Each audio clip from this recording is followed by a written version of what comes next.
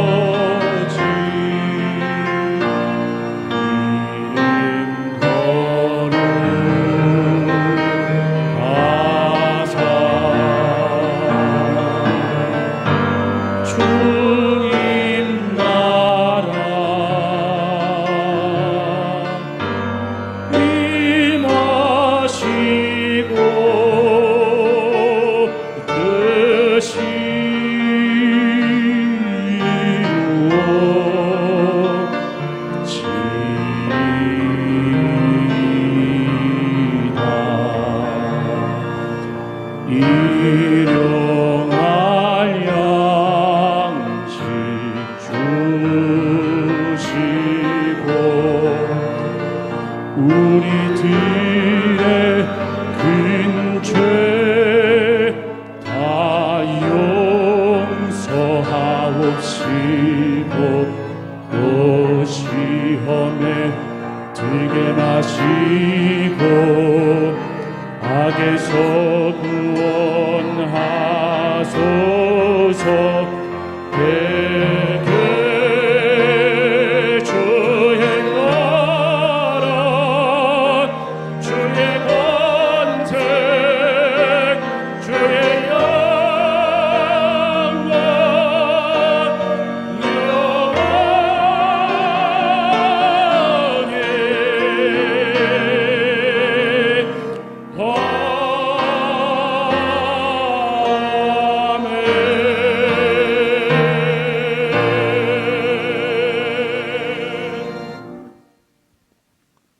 여호와여, 나의 영혼이 주를 우러러 보나이다.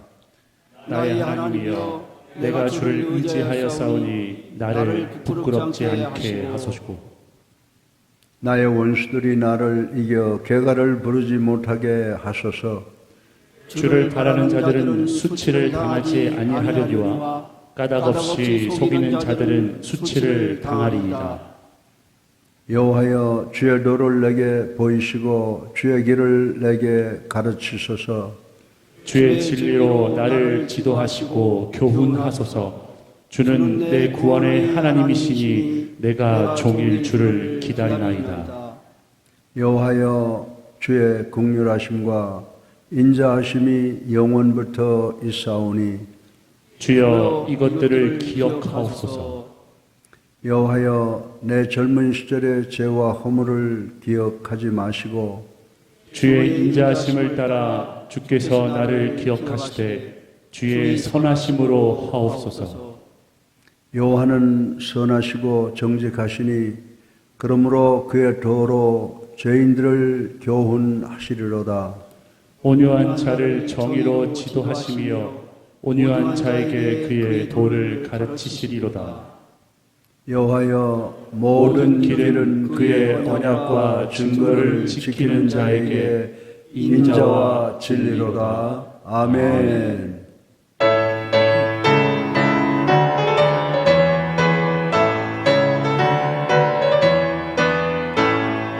정성을 향해 가는 성도들아, 앞길의 장애를 두려워 말라. 성령이 너를 인도하시니 왜 지체를 하고 있느냐.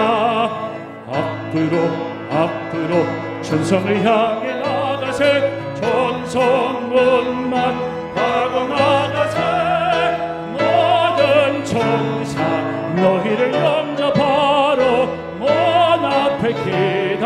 기다려서 있네.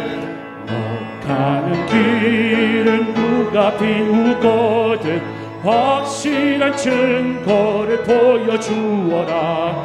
성령이 진히 감화하여 줘서 그들도 참기를 찾으리. 앞으로 천성을 향해 나가세. 천성문만 바라고 나가세. 모든 천사 너희를 영접하러 문 앞에 기다려서 있네. 너 가는 길을 모두 가기 전에 네 손에 든 검을 꽂지 말아라. 저마디 흉계 모두 깨뜨리고 끝까지 잘 싸워 이겨라. 앞으로 천성을 향해 나가세. 천성문만 바라고 나가세. 모든 천사 너희를 영접하러 문 앞에 기다려서 있네.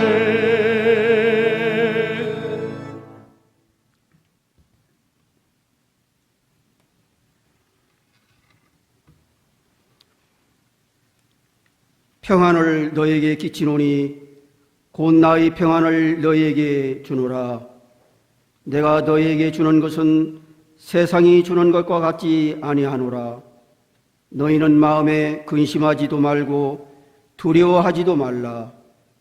요한복음 14장 27절 말씀으로 우리에게 평안을 주신 주님께 감사합니다. 하나님 아버지, 간절히 기도드립니다. 비록 코로나 바이러스로 주님의 성전을 떠나 가정에서 예배드리는 성도들을 긍휼히 여겨주시고 더 큰 은혜로 축복하여 주옵소서. 하루속히 성전에 모여 회복의 기쁨과 감사의 찬송으로 예배드리기를 간절히 원합니다. 보이지 않는 바이러스가 높고 넓고 화려한 세상의 모든 것들을 한숨에 멈추어 버리게 한 것을 지금 보고 있습니다. 우리의 교만함과 욕심을 내려놓고 하나님께서 명령하신 창조의 질서에 맞게 살아가는 지혜 주시기를 간절히 기도합니다. 상상하지 못한 비상사태가 벌어지고 있습니다. 모두 한마음으로 힘을 모으고 하나님께서 주시는 평안으로 슬기롭게 이겨낼 수 있도록 주님 붙들어 주옵소서. 하나님 아버지, 이 약한 질병을 치료할 수 있는 약 개발이 신속하게 이루어지도록 연구자들에게 지혜를 주옵소서. 하나님 아버지, 말할 수 없이 힘들고 위험한 곳에서 생명을 걸고 헌신하고 봉사하는 모든 분들께 새 힘을 주시고 건강을 지켜 주옵소서. 하나님 아버지, 바르지 못한 믿음의 길을 가는 많은 사람이 이번 일을 통하여 어둠의 길에서 나와 참된 빛이신 예수님 품으로 돌아오도록 그들의 마음을 움직여 주옵소서. 지금 우리의 어려움을 도우시는 분은 여호와라고 시편 121편 1절과 2절에서 말씀하셨습니다. 내가 산을 향하여 눈을 들리라. 나의 도움이 어디서 올까? 나의 도움은 천지를 지으신 여호와께서로다. 목사님께서 하나님 말씀을 대언하실 때 성령 충만한 말씀으로 은혜의 생수가 성도들 가정가정마다 넘쳐나게 하옵소서. 예수 그리스도의 이름으로 감사 기도합니다. 아멘.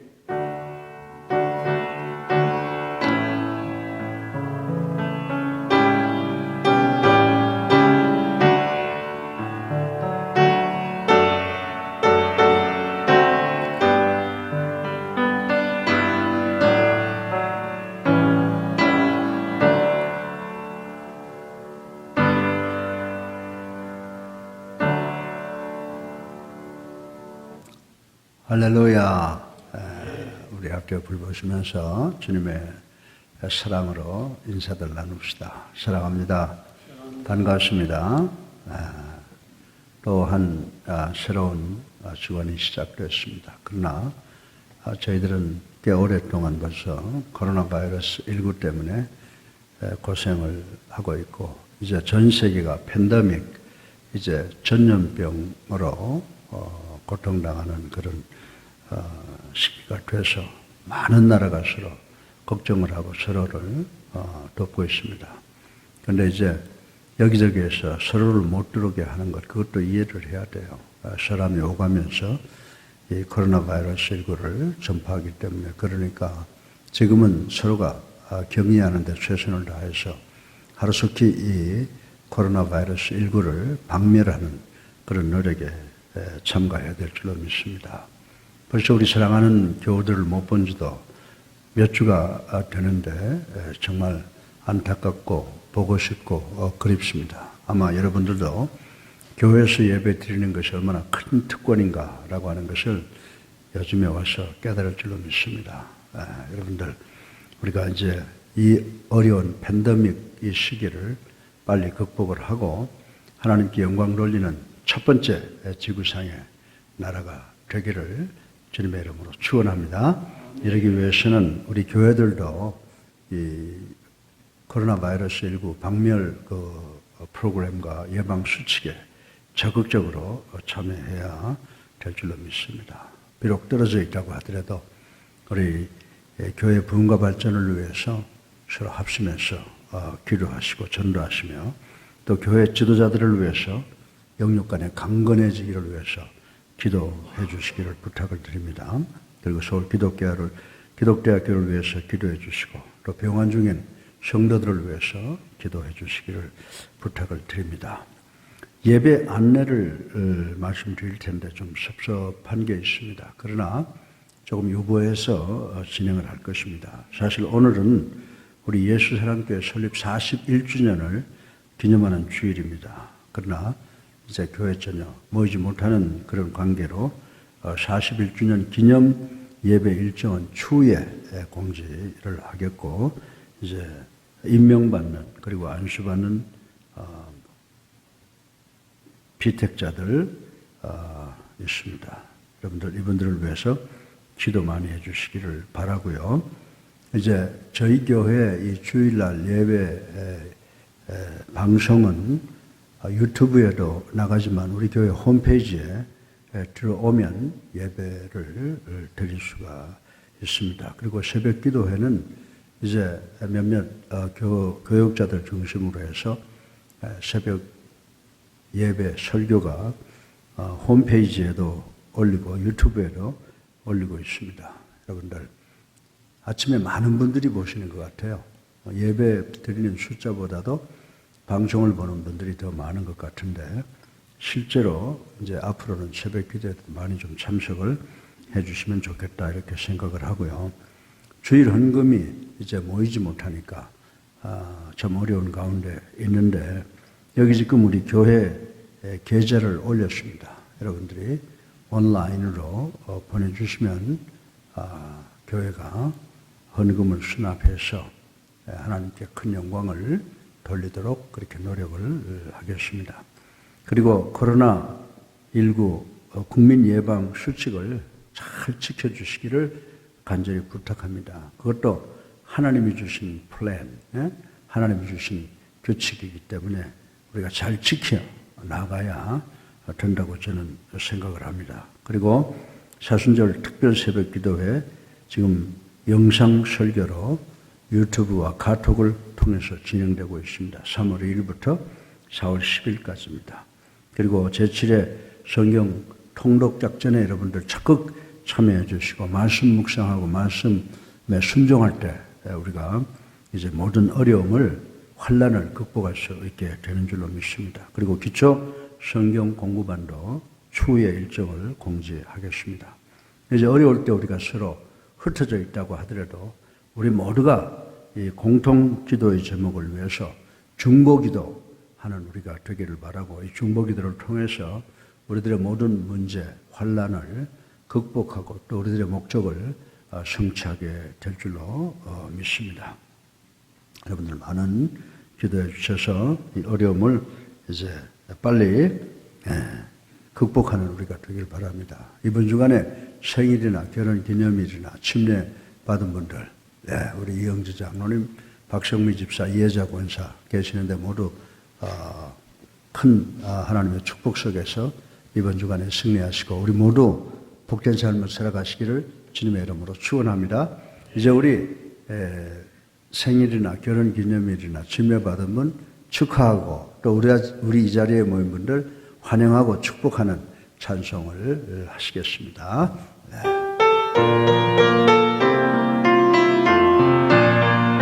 주의 사랑으로 사랑합니다.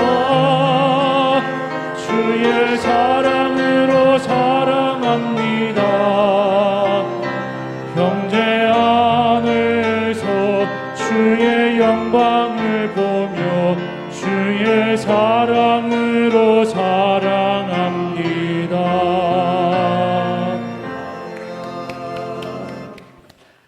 이제 우리 다 같이 찬송가 144장 1절 부르시면서 성찬에 참여하시겠습니다.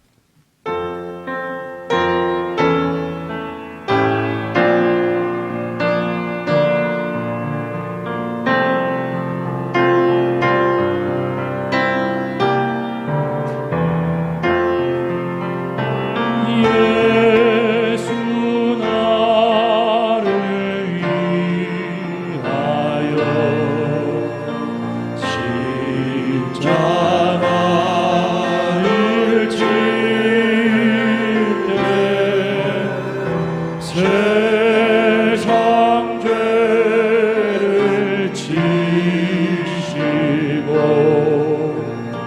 고쳐나가셨네. 예수님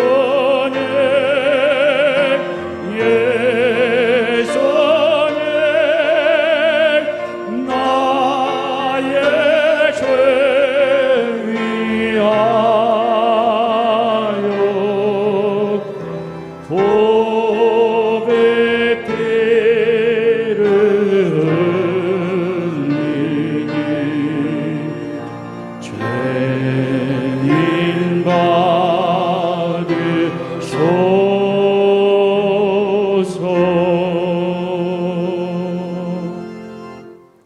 신앙 고백하시겠습니다. 전능하사 천지를 만드신 하나님 아버지를 내가 믿사오며 그 외아들 우리 주 예수 그리스도를 믿사오니 이는 성령으로 잉태하사 동정녀 마리아에게 나시고 본디오 빌라도에게 고난을 받으사 십자가에 못 박혀 죽으시고 장사한 지 사흘 만에 죽은 자 가운데서 다시 살아나시며 하늘에 오르사 전능하신 하나님 우편에 앉아 계시다가 저리로서 산자와 죽은 자를 심판하러 오시리라. 성령을 믿사오며 거룩한 공회와 성도가 서로 교통하는 것과 죄를 사하여 주시는 것과 몸이 다시 사는 것과 영원히 사는 것을 믿사옵나이다. 아멘. 살아 계셔서 우리의 삶을 주관하시는 만복의 근원이 되신 아버지 하나님, 찬양과 영광과 존귀를 올리고 회개하고 감사합니다. 오늘도 주님의 살을 기념하는 떡과 주님의 피를 기념하는 잔을 앞에 놓고 주님이 주신 이 성찬 예식을 거행하기를 합니다. 이 떡과 잔을 앞에 놓고 저희들 예수 그리스도의 대속의 은총을, 성령의 임재를, 그리고 예수 그리스도의 다시 오심을 기념하고 기다리는 시간 되게 하여 주시옵소서. 오늘 이 떡과 잔을 들어 축사를 드립니다. 아버지 하나님, 우리 모두가 이 떡과 잔을 통해서 예수 그리스도와 함께 죽고 예수 그리스도와 함께 부활하는 체험이 있기에 도와주시옵기를 예수 그리스도 이름으로 간절히 축사드리옵나이다. 아멘.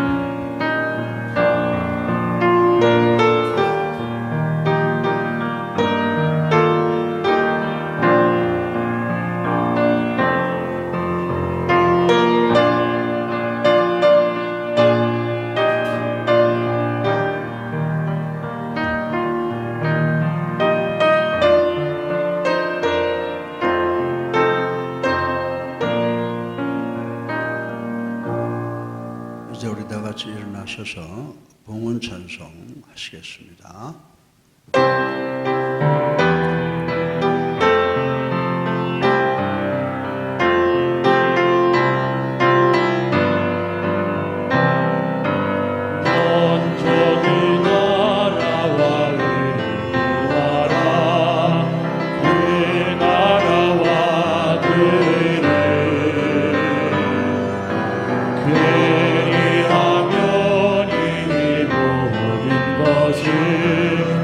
너희에게 더하시리라.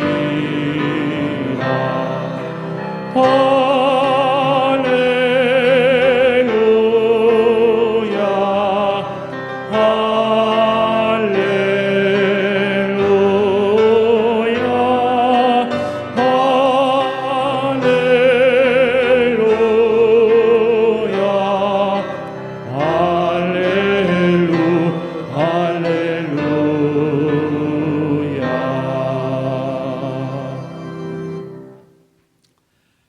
살아계셔서 우리의 삶을 주관하시는 만복의 근원이 되신 아버지 하나님, 죽음의 땅은 저희들을 위해서 당신의 독생 성자를 이 땅에 보내시고 그분을 갈보리 언덕 십자가 위에서 우리를 위해서 돌아가게 하심으로 그 사랑과 그 은혜로 저희들 구원받아 하나님의 자녀가 된 것 진정으로 감사를 드립니다. 또한 이 어렵고 힘든 이 세상 속에서 잘 살아갈 수 있도록 지혜와 명철과 건강 주신 것 감사합니다. 그 은혜가 너무나 크고 감격해서 저희 사랑하는 성도들 작은 물질 바쳤습니다. 이 물질을 축복해 주셔서 오병이어의 역사가 일어나게 하시고 이 땅 위에 하나님의 나라가 확장되는 축복을 허락해 주시옵소서.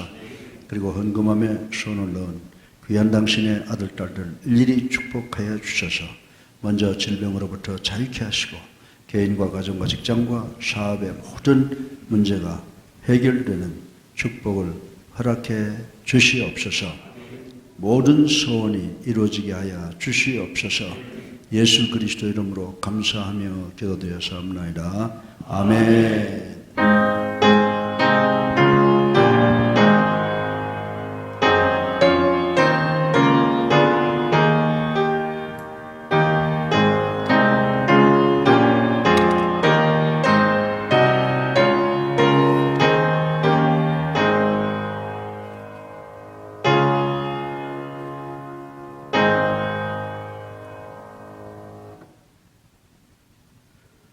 하나님께서 주시는 말씀은 베드로전서 2장 4절부터 12절까지입니다. 그 중에서 4절, 5절을 다 같이 합독하시겠습니다. 사람에게는 버림바가 되었으나 하나님께는 택하심을 입은 보배로운 산돌이신 예수께 나아가 너희도 산돌같이 신령한 집으로 세워지고 예수 그리스도로 말미암아 하나님이 기쁘게 받으실 신령한 제사를 드릴 거룩한 제사장이 될지니라. 아멘.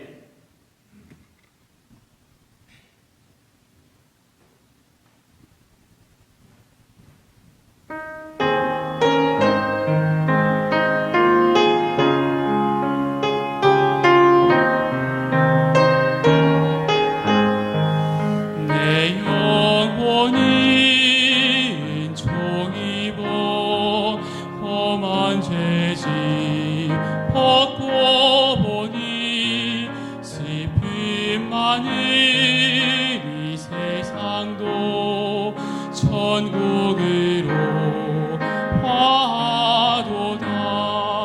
주의 얼굴 뵙기 전에 멀리 뵈던 하늘나라 내 마음속에 이루어지니 날로 날로 가까이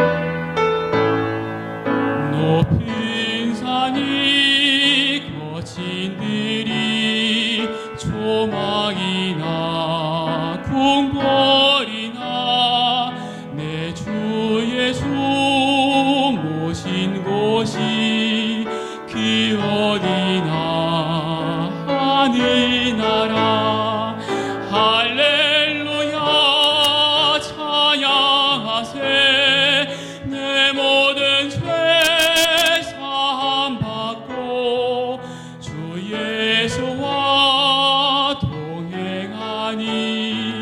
기어디나 하늘나라 주 예수와 동행하니 기어디나 하늘나라.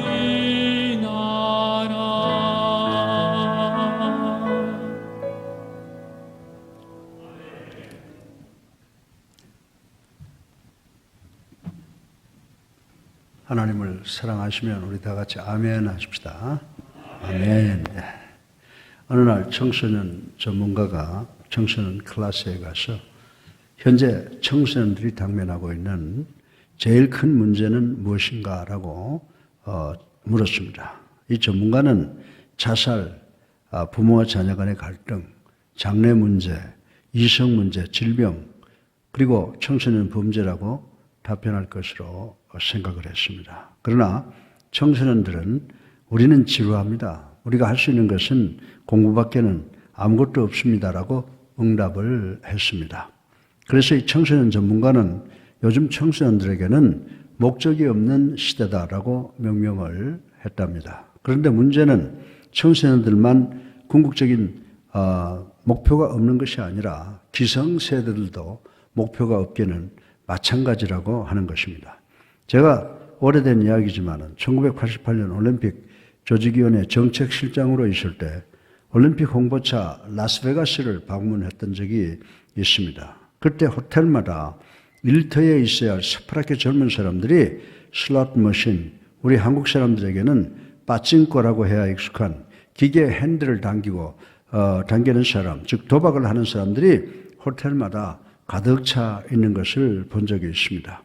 그런데 제 시선을 끄는 사람이 한 사람이 있었습니다. 그분은 70대 중반쯤 되어 보이는 할머니였고 휠체어에 앉아서 산소호흡기를 코에 달고 있었습니다. 그리고 무정하게 25전짜리, 무표정하게 25전짜리 칩을 넣고 댕기고 또 넣고 댕기고 있었습니다. 그런데 갑자기 칩이 와르르 쏟아지는 소리가 들렸습니다.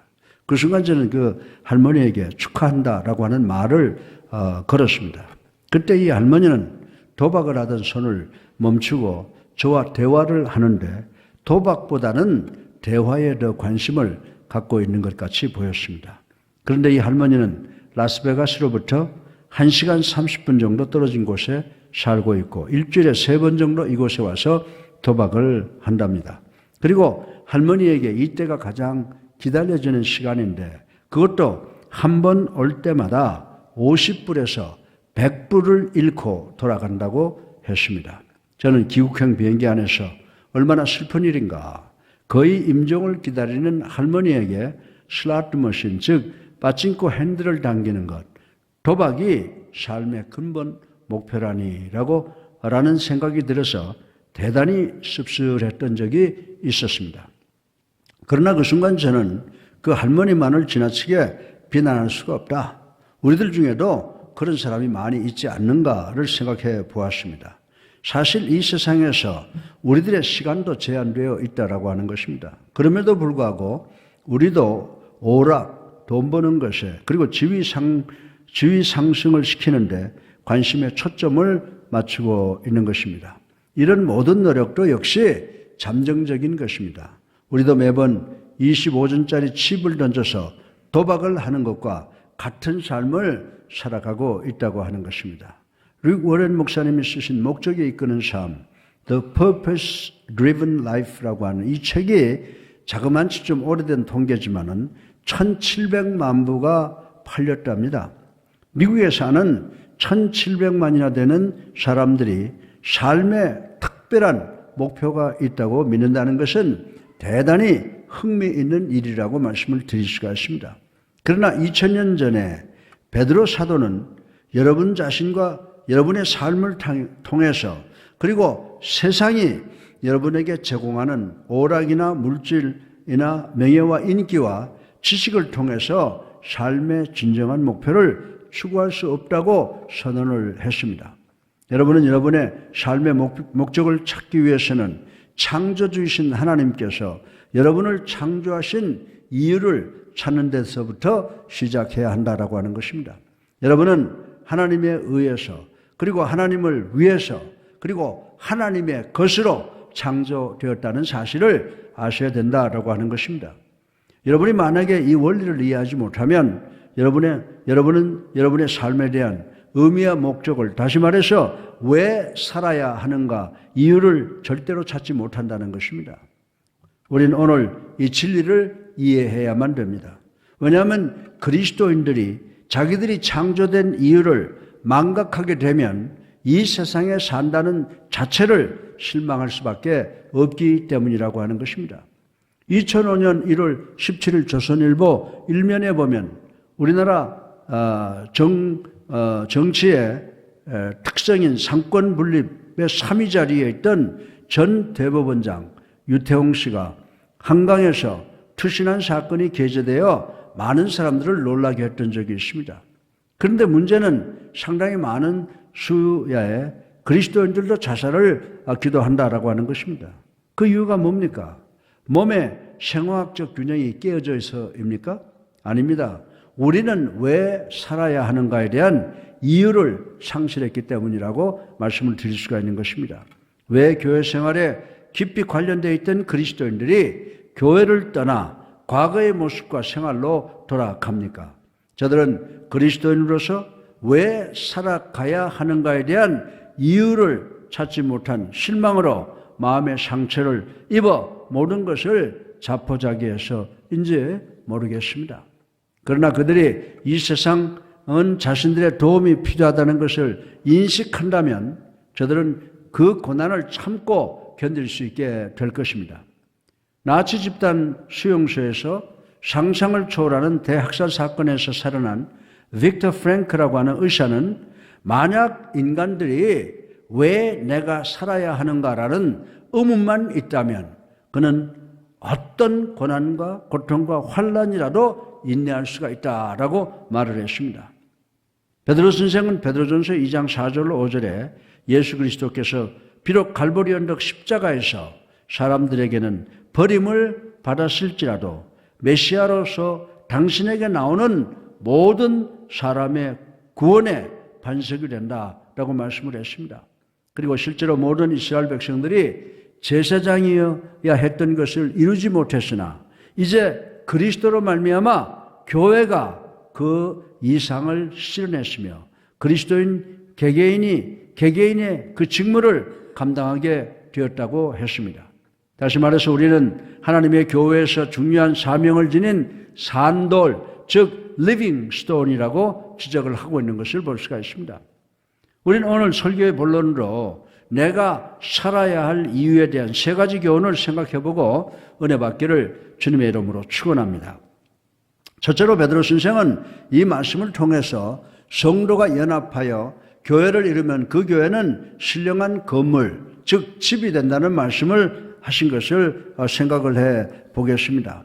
그러나 우리는 이 비유보다는 교회는 예수 그리스도의 신부나 혹은 많은 지체를 갖고 있는 몸의 비유로 더 잘 이해하고 있습니다. 베드로 선생은 오늘 본문을 통해서 교회를 이런 종류 그리고 수많은 돌로 지어진 영원한 집과 비교를 하고 있습니다. 그리고 베드로 선생은 예수님은 교회 건물에서 가장 중요한 돌이라고 지적을 하고 있습니다. 예수님은 죽음에서 부활하신 산돌, 즉 리빙스톤이라고 지적을 하고 있습니다. 우리는 다이아몬드를 가리켜서 영원하다고 생각을 하지만 이 돌은 죽은 돌이라고 하는 것입니다. 오직 예수님만이 산돌 리빙스톤이신 줄로 믿으시기 바랍니다. 예수님은 금은보다 더 귀한 돌입니다. 왜냐하면 예수님은 살아계신 하나님의 아들이시기 때문입니다. 우리 각자 떨어져 계시지만은 6절을 함께 읽어보겠습니다. 보라 내가 택한 보배로운 모퉁이 돌을 시온에 두노니 그를 믿는 자는 부끄러움을 당하지 아니하리라 하였으니. 아멘. 이 말씀은 예수 그리스도를 의지하고 예수 그리스도에게 믿음을 두는 사람들에게 예수님은 세이빙 스톤, 구원의 돌이라고 하는 의미를 주시는 것입니다. 그리고 죄의 바다를 건너 하늘에 들어가게 하는 징검다리 돌, 디딤돌, 스태핑 스톤이 된다는 의미를 주고 있습니다. 그렇다고 해도 죄투성인 우리 자신을 천국에 계시는 완벽한 하나님께 그대로 연결시킬 수는 절대로 없습니다. 그래서 예수 그리스도께서 갈보리 언덕 십자가 위에서 돌아가심으로 완벽한 하늘나라와 이 세상의 죄의 깊은 계곡에 다리가 되어주셨습니다. 그렇게 해서 우리에게 영생을 주셨다라고 하는 것입니다. 저는 6절 하반절에 그를 믿는 자는 부끄러움을 당하지 아니하리라 하셨으니 라고 하는 말씀을 대단히 즐겨 읽습니다. 이 말씀은 예수님께서는 우리가 예수를 잘 믿으면 절대로 우리를 실망시키거나 부끄러움을 당하게 하지 않게 보호하신다는 의미이기 때문입니다. 미국에 있는 우리 손녀 오드리가 4살 먹었을 때 철봉을 대단히 잘했습니다. 전 어느 날 우리 오드리가 초등학교 운동장에서 꽤 높은 철봉이 있는데 이 철봉에 매달려서 놀기를 원하는데 약간 두려워하는 눈치를 보았습니다. 그래서 제가 걱정하지 마. 할아버지가 밑에 있다가 내가 떨어지면 잡아줄게 라고 했습니다. 오드리는 철봉에 올라가서 곧 흔들기를 시작을 했습니다. 처음에 저는 오드리를 열심히 지켜보았습니다. 그러다가 제가 잠깐 다른 생각을 하다가 아이가 우는 소리가 나서 정신을 차리고 보니까 우리 오드리가 철봉에서 떨어져서 울고 있었습니다. 그 순간 대단히 놀랐는데 그렇게 큰 상처는 없었습니다. 그래서 저는 미안하다고 사과하고 손이 발이 되도록 빌었습니다.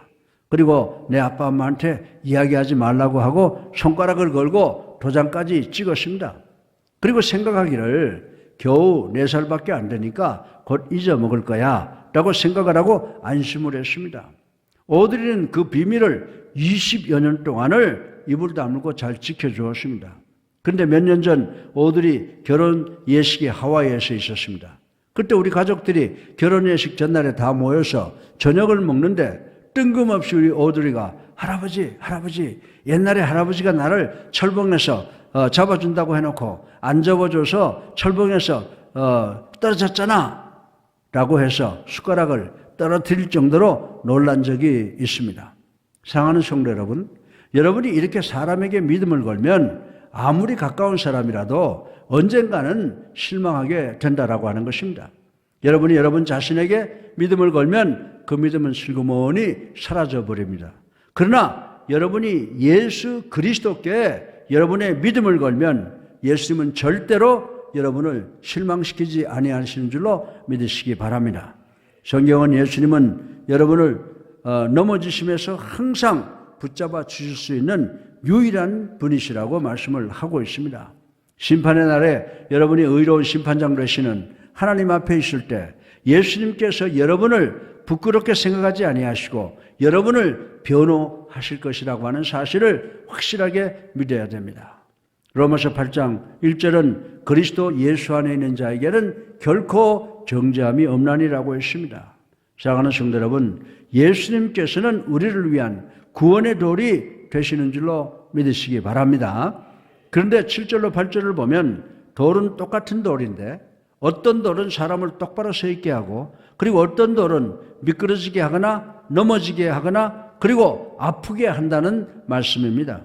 다시 말해서 예수 그리스도를 믿지 아니하는 사람은 자기 스스로가 만든 기준에 의해서 불순종으로 넘어지는 형벌이 반드시 예정되어 있다고 하는 의미라고 하는 것입니다. 어떤 젊은 부자관원이 우리 주님께 와서 내가 어떻게 해야 영생을 얻을 수 있습니까? 라고 질문했습니다. 그러나 나는 모든 계명을 다 지켰습니다라고 방정을 떨었습니다. 그때 우리 주님께서 그러면 너는 가서 내 소유를 다 팔아서 가난한 사람에게 주고 나를 따르라고 하셨습니다. 그 말씀을 듣고 이 사람은 재물이 많은 거로 슬픈 기색을 띠고 떠나갔다라고 하는 말씀이 기록되어 있습니다. 이 사람은 주님의 권면에 순종하기를 거부하고 자기의 기준대로 했다고 하는 것입니다. 사랑하는 성도 여러분, 20세기에도 어떤 문제 해결을 얻고 복받기 위해서 예수님께 열심히 나오는 사람들이 많이 있으나 예수님께서 아주 사소하고 조그마한 것을 요구하시면 그 요구를 거절하고 자기의 기준대로 하다가 실망하고 넘어지는 사람들이 우리 주변에 너무나 많이 있다라고 하는 것입니다. 나는 세례받지 않겠다. 나는 절대로 11조 같은 건 구약 사람들이라 하는 거지 신약 사람은 하는 것이 아니니까 안 하겠다. 나는 교회 나오면 코이노니아, 교제를 즐긴다. 나는 위로와 격려 그리고 기쁨과 감동을 받기 위해서 교회에 왔다. 그러므로 나는 성경 공부를 해라, 죄를 회개하라는 식의 캐캐묵은 설교는 듣기를 원치 않는다라고 하는 사람들이 많이 있다라고 하는 것입니다. 그러나 8절 하반절에 보면요, 그들이 말씀을 순종하지 아니함으로 넘어지나니 이는 그들을 이렇게 정하신 것이라고 말씀을 하고 있습니다. 여러분들, 이 말씀은 충격적이고 두려운 말씀입니다.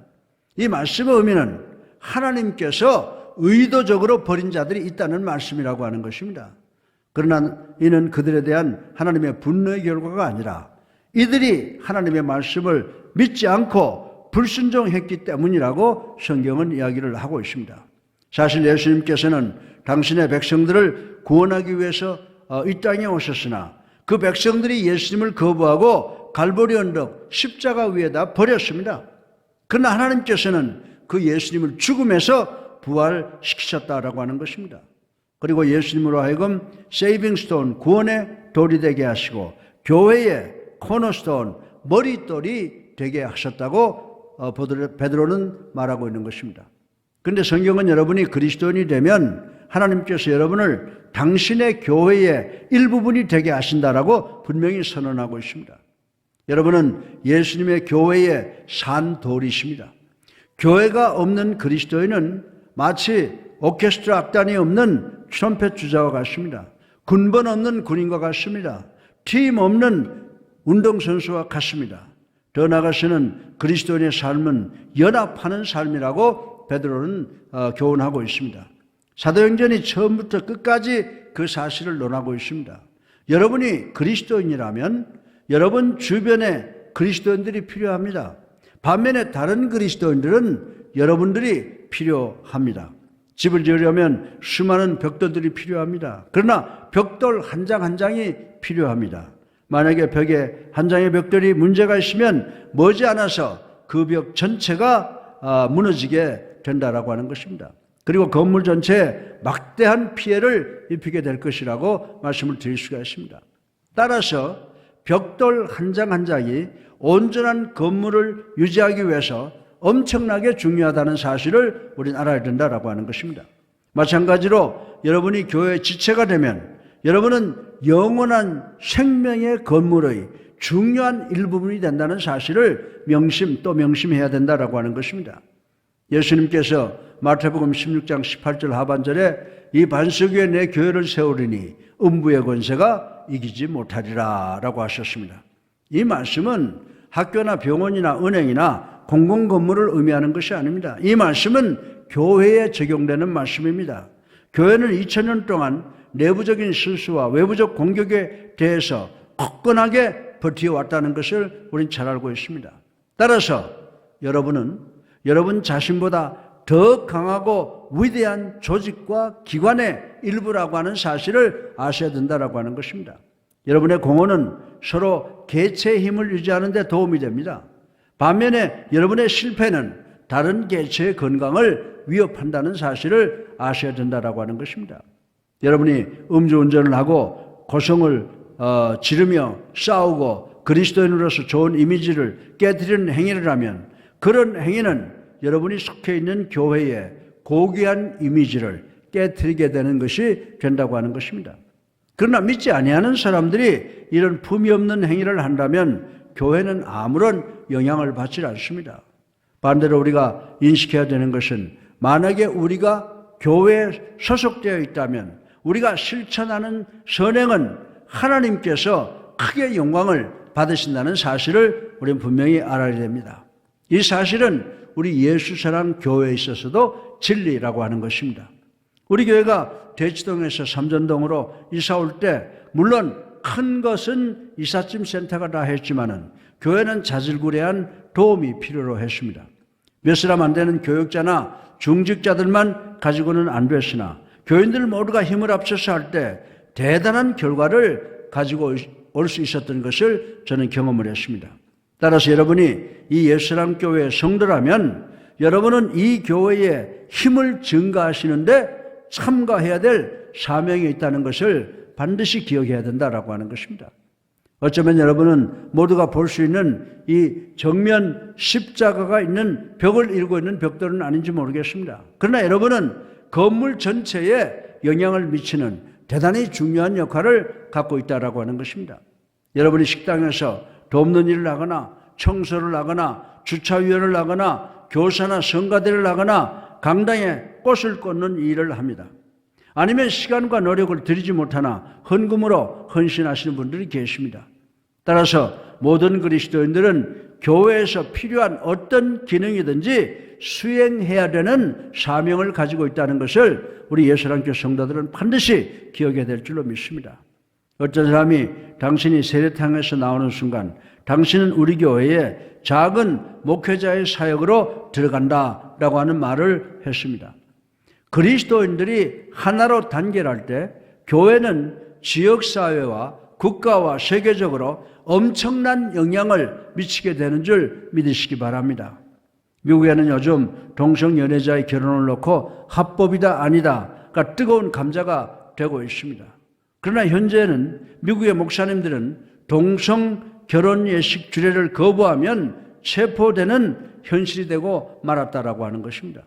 사랑하는 성도 여러분, 이런 병리적 현상이 우리나라에도 곧 상륙을 할 것이다라고 하는 것입니다.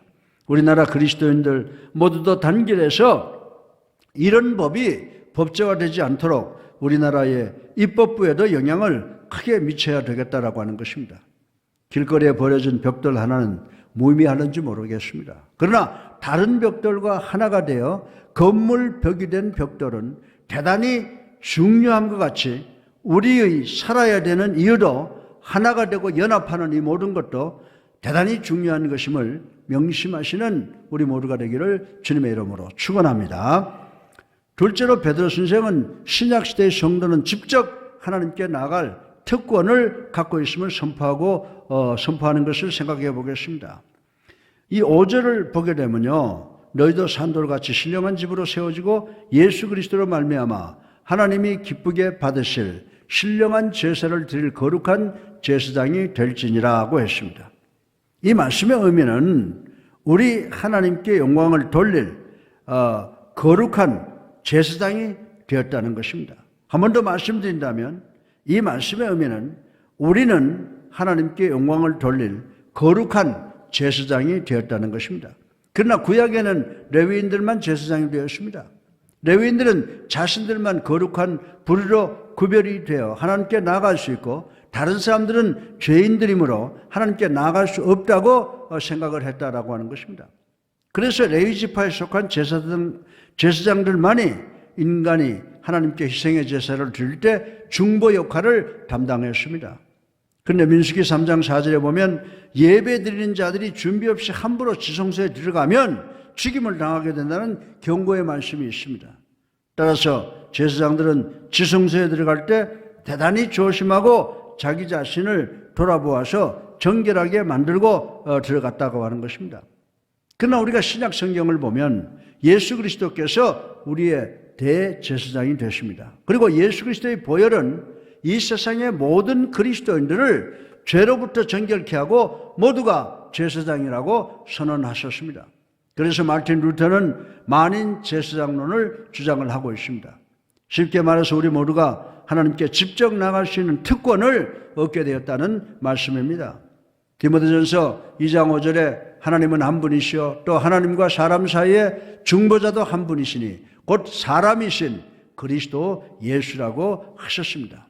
이 말씀의 의미는 우리 모두가 회개하고 하나님께 나아갈 때 유대교는 제사장을 그리고 천주교는 사제라는 중보자를 통해서 하나님께 나아가는 것처럼 할 필요가 없고 우리 모두는 예수 그리스도를 통해서 하나님께 직접 나갈 수 있게 되었고 직접 용서받을 수 있게 되었다는 사실을 우리에게 말씀하고 있는 줄로 믿으시기 바랍니다.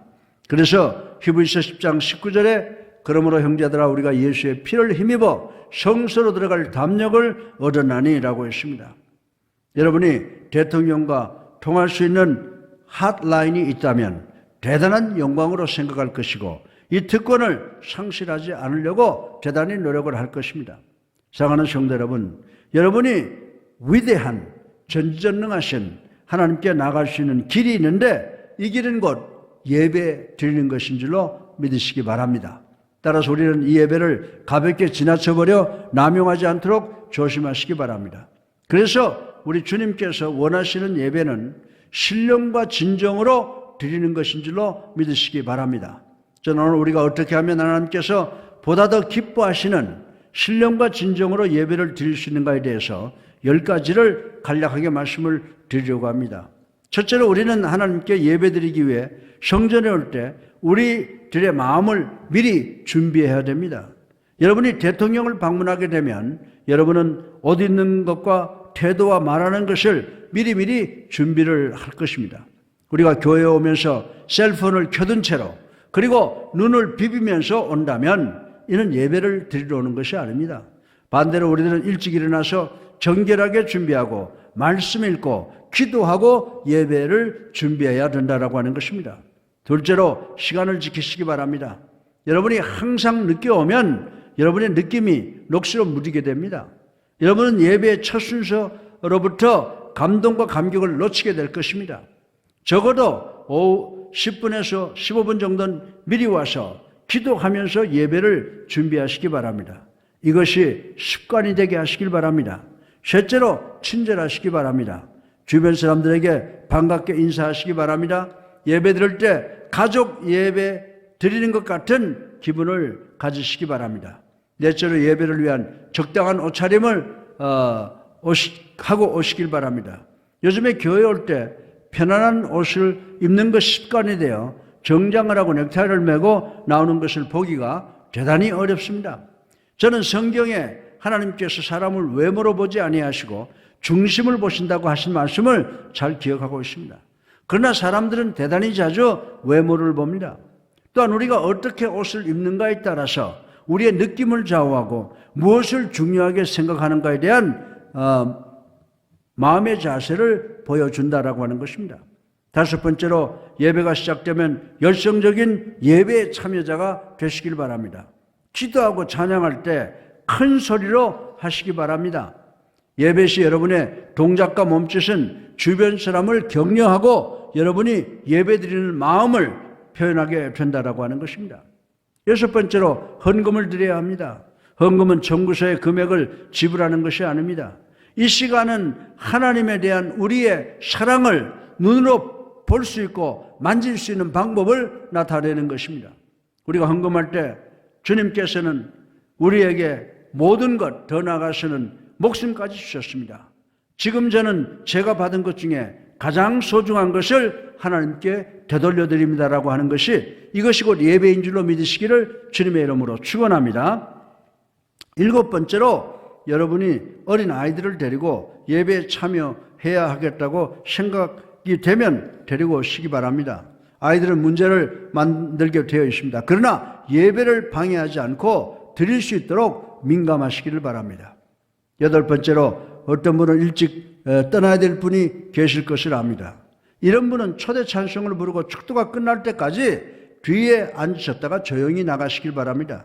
만약에 어떤 분이 성령의 감동에 의해서 예수님께 나가겠다고 중대한 결단을 하는데 웅성거리고 서둘러 교회를 빠져나가는 것을 본다면 예수 믿겠다고 결단하는 사람의 마음에 찬물을 끼얹는 것이 되는 것입니다. 우리 교회는 설교 후에 초대 찬송을 부를 때 성령 감동을 받은 사람이 예수 믿고 세례받기 앞으로 나오기를 원합니다. 그리고 우리는 이 순서를 대단히 중요하게 생각을 하고 있습니다. 왜냐하면 이 감동이 다른 사람들에게도 영향을 미치기 때문입니다. 아홉 번째로 여러분이 예배 끝나고 교회를 떠나시면 예배에 대해서 너무 비판적이 되지 마시고 긍정적이 되시길 바랍니다. 예배 중 은혜 받은 전만을 말해보세요. 긍정적인 대화를 해보시기 바랍니다. 10번째로 예배 끝나고 교회를 나가실 때 예수 그리스도를 위해서 떠나는 것으로 결단하시기 바랍니다. 진정한 예배는 여러분이 성전을 떠나면서 선교의 결단을 하는 것입니다. 로마서 12장 1절을 보면요. 그러므로 형제들아 내가 하나님의 모든 자비하심으로 너희를 구원하노니 너희 몸을 하나님이 기뻐하시는 거룩한 산 제사로 드리라. 이는 너희가 드릴 영적 예배니라 라고 말씀을 했습니다. 피터 마샬은 주님 제가 이 모습 이대로 교회에 오게 된 것을 감사합니다. 그러나 제가 주님께 온 모습 이대로 돌아가지 않게 하옵소서라고 기도했다고 하는 유명한 이야기가 있습니다. 거룩한 사람으로서 여러분은 하나님의 영광을 위해서 하나님께 직접 나아갈 수 있고 예배드릴 수 있는 특권을 부여받았습니다. 따라서 여러분은 여러분이 살아야 될 이유는 하나님께 신령과 진정으로 예배 드리시기 위함임을 명심하시는 성도님들 되시기를 주님의 이름으로 축원합니다.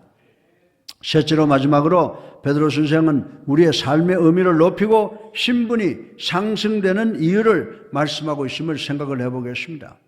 9절을 보면요. 그러나 너희는 택하신 족속이요 왕같은 제사장들이요 거룩한 나라요 그의 소유가 된 백성이니 이는 너희를 어두운 데서 불러내어 그의 기이한 빛에 들어가게 하시니에 아름다운 덕을 선포하려 하심이니라고 말씀을 했습니다.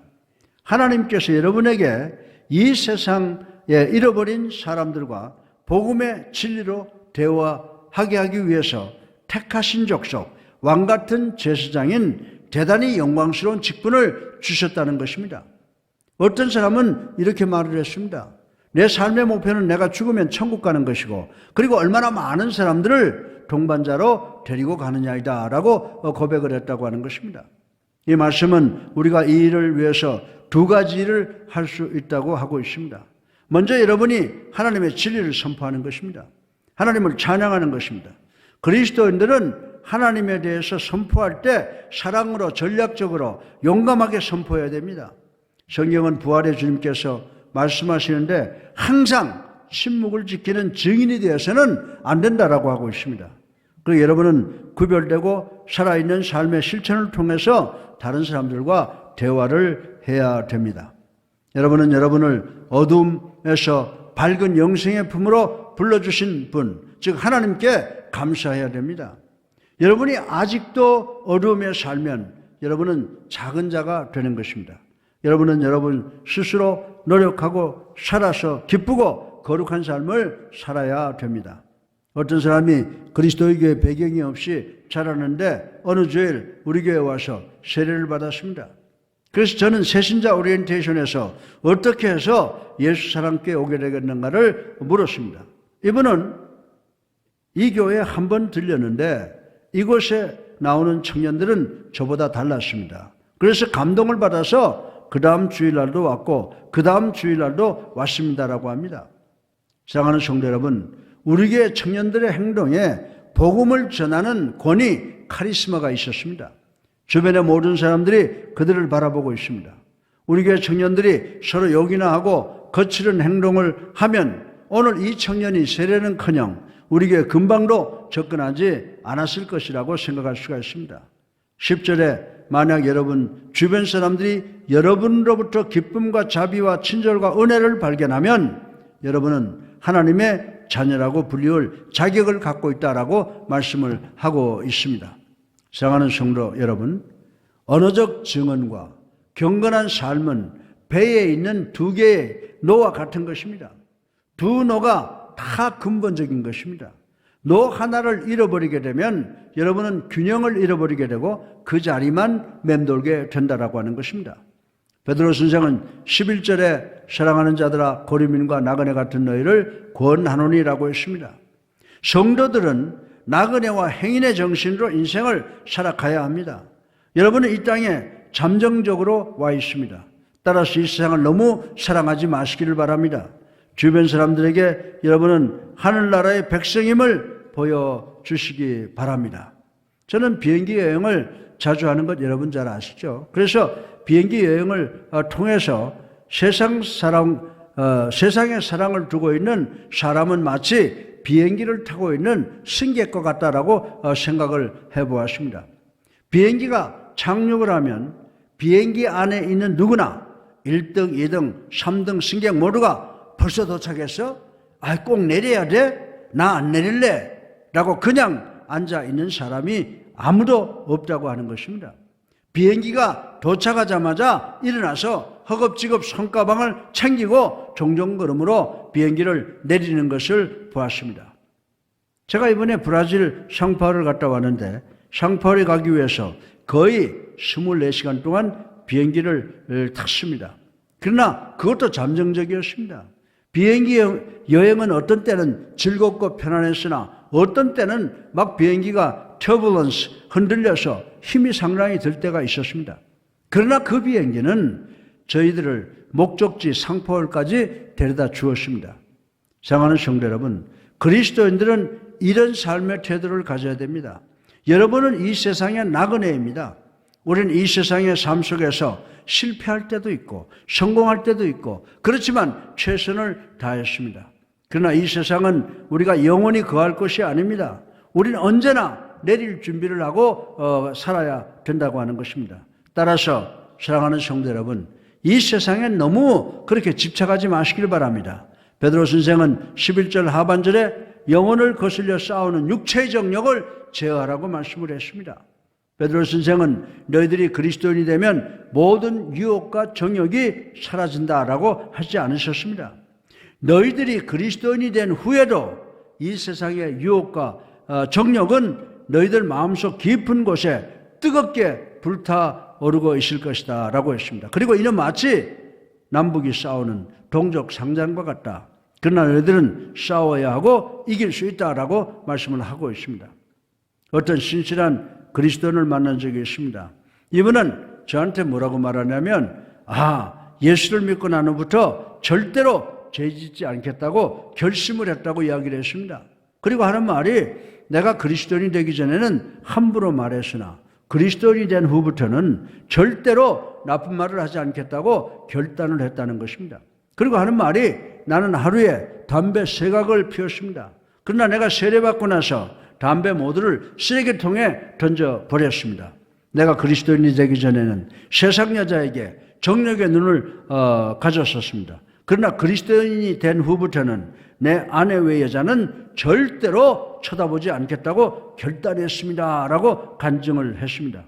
그래서 저는 그분에게 얼마나 오랫동안 그 마음을 지켰나 정직하게 말해봐 라고 말을 한 적이 있습니다. 왜 그런지 아십니까?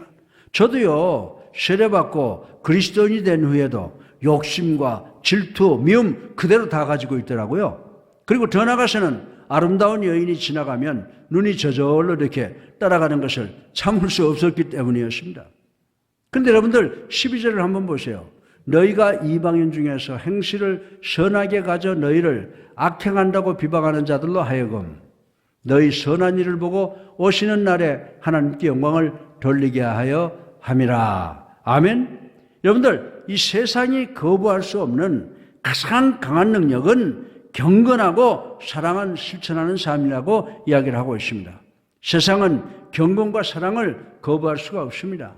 일산에 있는 어떤 정치인은 교회를 이단시합니다. 더군다나 그는 교회는 성도를 세뇌시켜서 돈을 거두는 도적과 같은 집단이라고 공공연하게 비판했습니다. 사랑하는 성도 여러분, 그러나 세상이 그리스도의 이름으로 사랑을 실천하는 사람을 보게 되면 하나님께서 영광을 받으신다는 사실을 믿으시기를 주님의 이름으로 축원합니다. 하나님께서는 여러분에게 당신의 교회와 영원한 목표를 위해서 부르셨습니다. 여러분이 교회에 와서 하늘나라로 돌아가는 헌금을 100원짜리 1000원짜리를 헌금함에 던지지 마시고 여러분의 삶 전체를 하나님께 드리시는 여러분 되시기를 주님의 이름으로 축원합니다. 따라서 여러분의 삶의 모든 순간은 하나님께 대단히 중요합니다. 아인슈타인 박사가 늙어서 치매를 앓게 되었답니다. 이 박사님이 어느 날 강연을 부탁받고 기차를 타고 가고 있었습니다. 그런데 차표 조사가 시작되어서 차표 검사 요원이 아인슈타인 박사 앞에 왔습니다. 그 순간 아인슈타인 박사는 차표를 찾지 못해가지고 당황을 하고 있었습니다. 그때 이 차표 검사원은 아인슈타인 박사님 걱정하지 마세요. 나는 당신이 누군지 압니다. 당신을 믿습니다. 그러니까 차표를 찾을 필요가 없습니다라고 했습니다. 그 순간 박사는 차표 찾는 일을 멈추더니 당신이 나를 믿는 것이 중요한 것이 아니라 내 목적지를 찾는 것이요. 나는 지금 차표가 없어서 어디서 내려야 되는지를 모릅니다라고 했다는 유명한 이야기가 있습니다. 사랑하는 성도 여러분, 여러분은 지금 어디로 가는지 아십니까? 여러분은 여러분의 목적지가 어디인지 아십니까? 여러분은 여러분의 세상 차표를 잊어버리고 어디로 가야 되는지 몰라서 당황하고 있지는 않으십니까?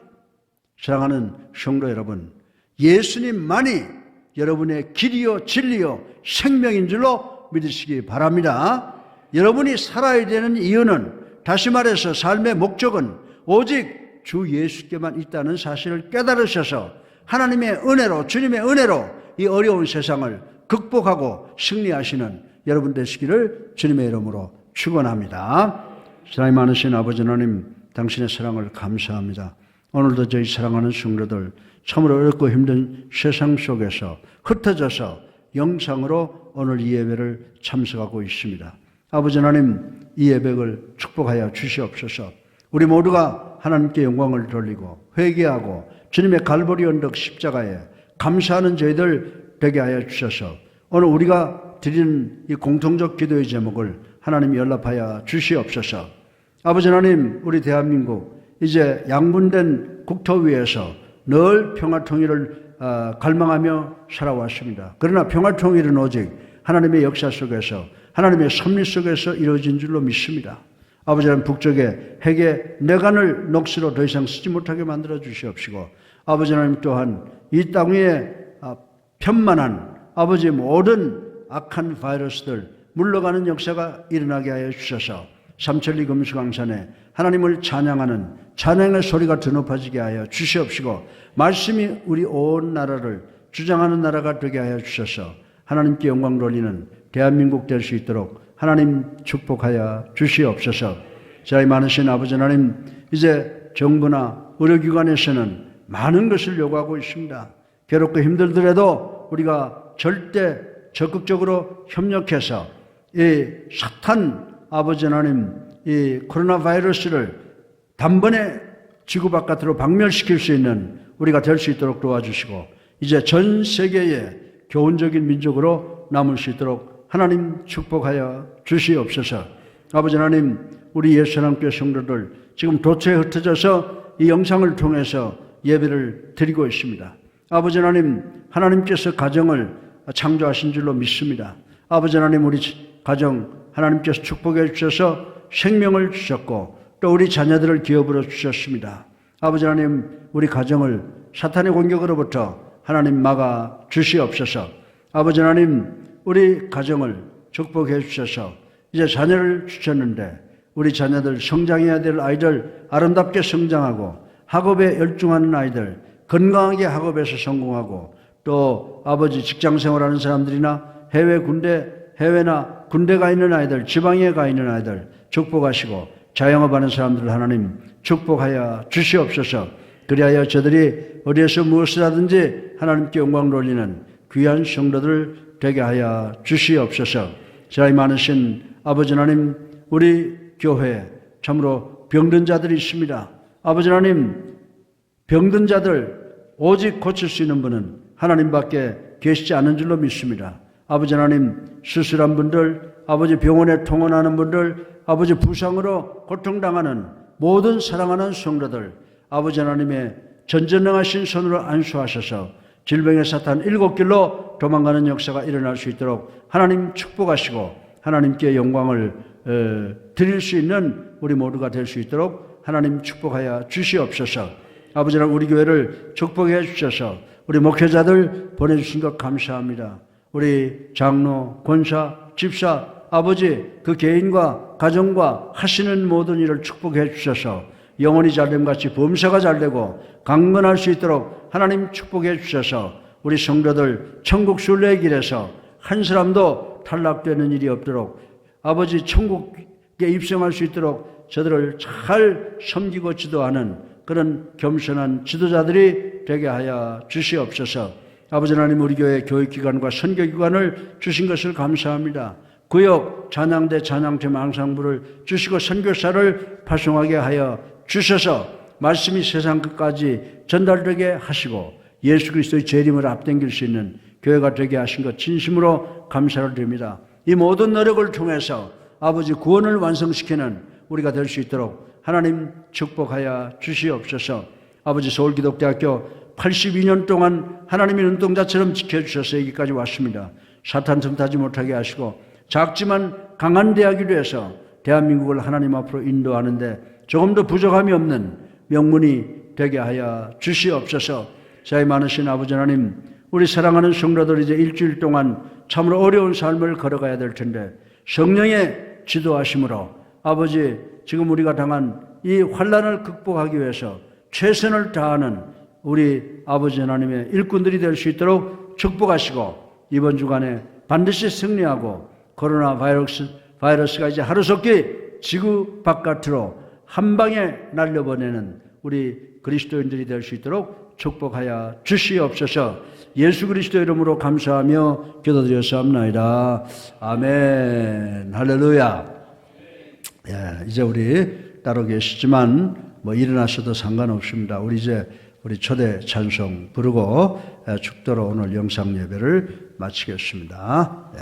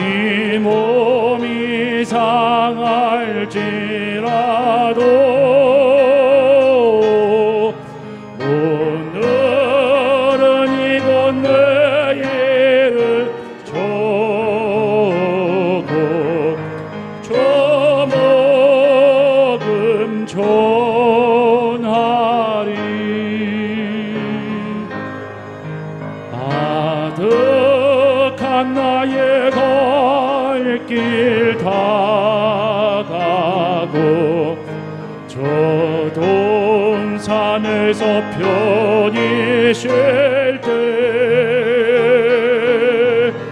내 고생하는 모든 일들을 주께서 아시리.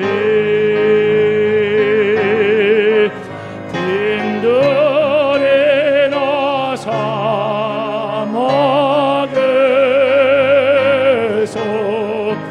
이 몸이 고날지라도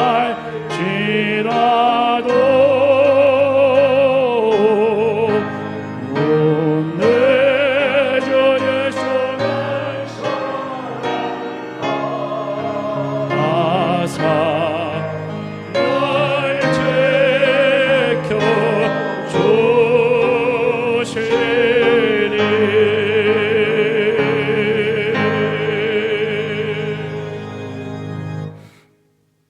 이제는 우리 주 예수 그리스도의 은혜와 하나님의 무한하신 사랑과 성령님의 감화, 감동, 교통하심이 이제 사탄의 공격으로 하나님의 성전에 가지도 못하고 헤어져서 찬양하고 기도하고 헌금 드리고 예배 드리는 우리 성도들 머리 위에 축복해 주셔서 하루속히 이 사탄 이 지구 바깥으로 물러가게 하시고 우리 모두리 성전에 모여서 다시 한번 할렐루야로 찬양할 수 있는 우리 모두가 될 수 있도록 축복하여 주시옵기를 예수 그리스도 이름으로 간절히 기도드려 사옵나이다. 아멘.